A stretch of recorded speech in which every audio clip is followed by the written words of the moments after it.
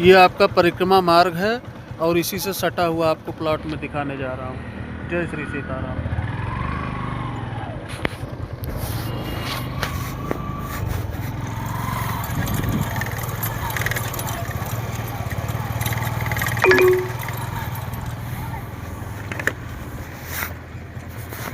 ये रहा अपना प्लॉट। ये 5700 एरिया, 5700 स्क्वायर फुट। ये बगल से चक्रोड गई है और आपको मेन प्लॉट के ये जो आपका फ्रंट दिख रहा है, यहाँ से सीधे रोड आपको ले जाके उसी रोड में मिला के आपको इंटरलॉकिंग में करके दिया जाएगा।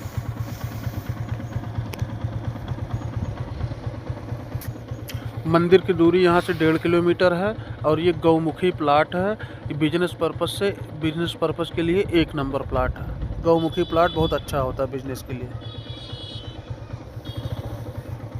जय श्री सीताराम।